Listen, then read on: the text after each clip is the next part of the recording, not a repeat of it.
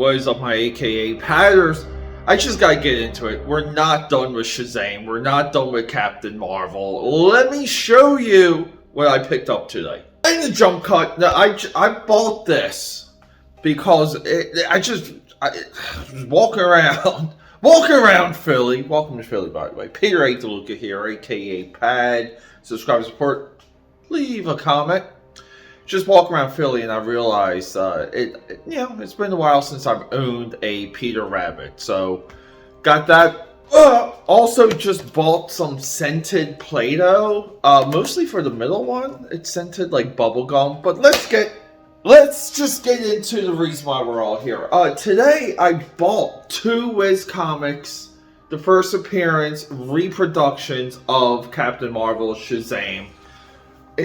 I'll go into both of these with you real quick. The treasury size one, or they called this collector's limit.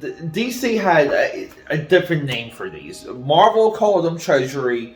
DC had a different name. But anyway, I have a Superman Action Comics #1 of these. I bought for like $5 or $6 from an antique store here in Philly. Got this one on a similar deal. Yeah, so let's just hit that drawing table. I gotta share this with you because this did blow my mind, and I'm going to grab all my other Shazam material that we've been doing this month, or like everything bleeding out of Shazam Fury of the Gods. I think we have a couple through lines now. We got like this higher understanding to Captain Marvel and what Captain Marvel is and what Captain Marvel represents. And also, let me just do a little bit of a teaser. There's a major plot point in this, and it's only like 8 or 9 pages, but major plot point that I think every single creator who has done their iteration of Captain Marvel's origin has completely missed. Let's get into it. AKA Padders, I gotta show you. I know I've been showing you guys a lot of toys. Keep in mind, I just need to buy things to stimulate me. That's not alcohol, cocaine, women, expensive clothes. You guys know the drill. Sometimes I need the silly stuff. But here we go. We have the greatest Batmobile ever designed. Batman Forever, Val Kilmer. This is my favorite Batmobile because it's just slightly ridiculous. And speaking of slightly ridiculous, when we talk about Captain Marvel, we talk about Shazam. Ridiculous is just something you gotta keep on the tip of your tongue, and cheers to all of you. So previously we did Shazam Power of Hope. We did The Power of Shazam. We did Shazam New Beginning, and then we did the New 52 Shazam. Today, I just said let's spend like another $20. We got the famous first edition Captain Marvel right here, and then we got recently this just came out. Probably came out a couple weeks ago. Reproduction WHIZ Comics, February 1940. Nice reproduction there. I don't like the price. The price for that is $7. This is too much. $7's too much for this, okay? But also too, previously I hit a couple of my live streams with this to show this off. These first editions are incredible because the paper quality is it's almost like a perfect reproduction. I know they're oversized, so you don't get the form factor, but I do feel like they're worth it, and this was my reintroduction into them. Just wanted to show it off. So here's my idea. I thought we would go into the origin of, so Captain Marvel is only referenced here, and then when we get to the end, he's referenced at the end. Now, keep in mind, we're talking WHIZ Comics, and WHIZ Comics was a title. It was the title of the comic, and you would get multiple stories. We have Ibis, the Invincible. We have Golden Arrow in here. We get like a lot of different stories. The notation that you really have to focus on is when we go through the other stories, and you see this with Action Comics #1, most of these stories, they're spies, they're regular people, that are kind of, they're cloak and dagger, they're just not quite there, and you can kind of see a fading idea when you go through the rest of these stories, which they're just like guys on adventures. That's a lot of what we had in the 40s, but with the emergence, and keep in mind, Superman came 2 years earlier, but you get this emergence of the superhero, and the superhero kind of, you see where it takes the place of guys that just, again, aren't adventures. There's a mystery. They're trying to outwit people, and they may have like a little bit of a special talent or a superpower. But we get right into it. We get right into Billy Batson basically being homeless, and the wizard. Now, the wizard here isn't really revealed or spoken about, I think, in a creative way until we get to Jerry Ordway's Power of Shazam, where he reveals we'll just say, like, the Phantom Stranger is Billy Batson's murdered father. And that's kind of like, it really wasn't explained until this point. It's a good swerve, it's a good divergent. For Shazam the Beginning, again, we have to go into how does Billy Batson find the tunnel, right? Because he's got to find the tunnel. See, we got a little Phantom Stranger here, but there's no hook. So on some of the retellings, the Phantom, the mystery guy that lures Billy Batson into the mystical tunnel to meet the wizard, people have played with that idea. The Jerry Ordway one is pretty decent because the payoff here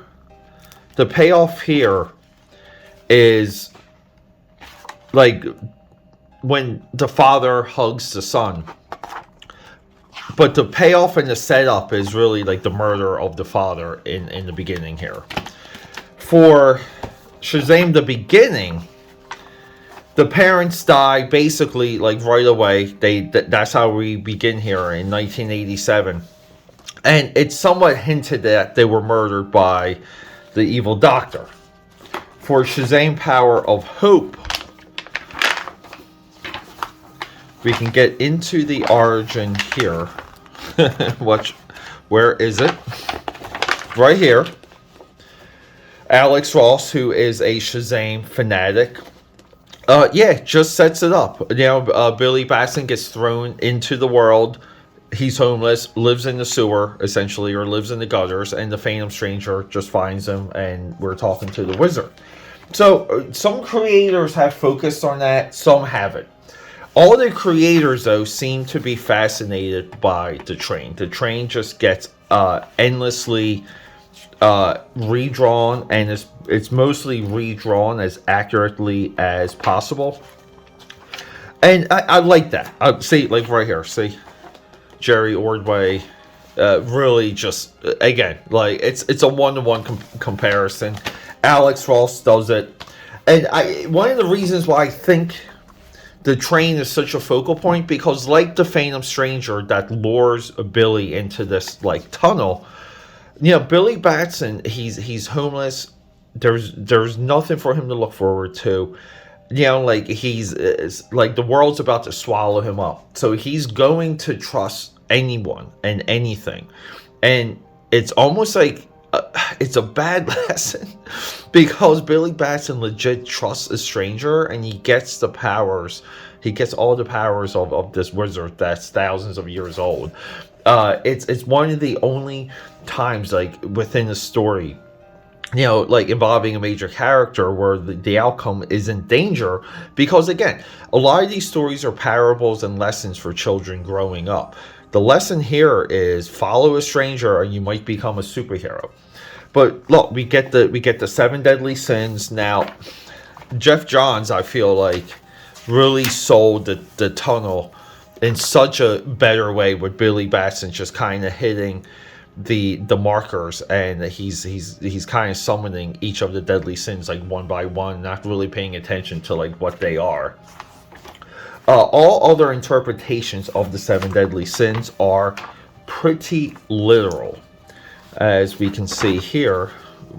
Tom Mandrake will portray them. See, like it's always the same.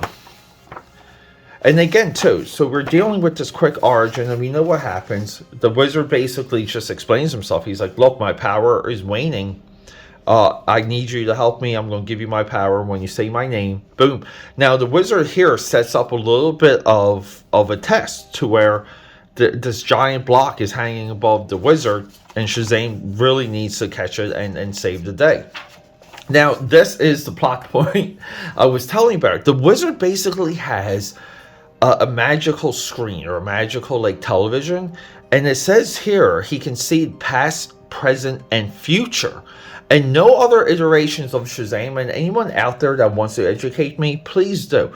But I don't know of any other iteration of Shazam that used this. Shazam, in a way, if he has the powers of the wizard and he can use the tools of the wizard, Shazam should be able to see the future, and see the future pretty accurately.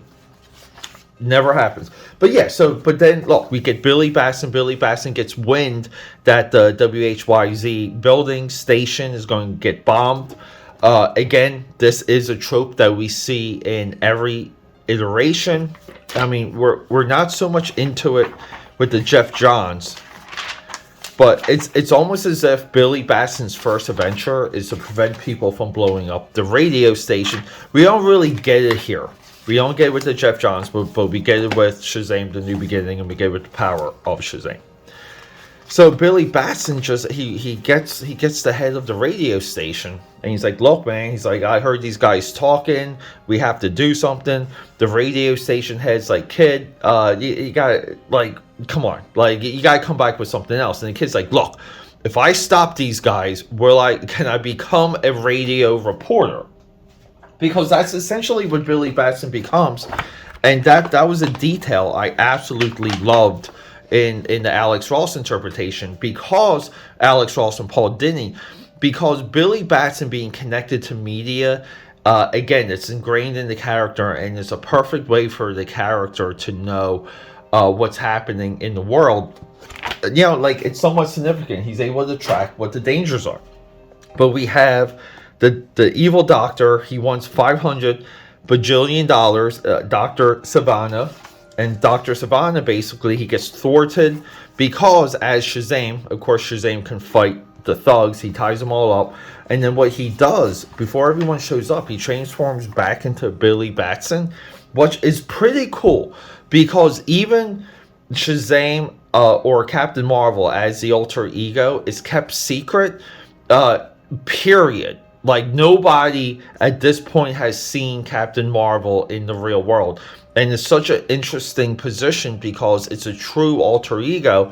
And then Billy Batson's like, hey, he almost slips up. So he says, we, and this guy's like, you and who else, son? And he's like, I just mean me. Thanks for the job. And we're done. And at this point, so some of these superhero tropes that really resonated was that Billy Batson, kind of like a young kid with a good job. He's ambitious. We have the teenage fantasy of being an adult, being a superhero. But we also have this mystical, magical power that is channeled through Captain Marvel. And that's why he's Captain Marvel. The power of the wizard is nearly infinite. So this idea that Superman could ever fight Captain Marvel, it's a little bit of a joke. Captain Marvel should be able to house Superman just based on the magical angle, the magical powers alone. And I do believe Alex Ross, who is a Captain Marvel historian, brought that into Kingdom Come. But people, cheers to all of you. Thanks so much for hanging out with me. I'm going to bring back some of the comic book live streams, but I really enjoyed doing all this with all of you. Just kind of educating myself on Shazam. on a crazy, epic, giant way. Appreciate you guys so much. Rock and roll, subscribe, support, leave a comment.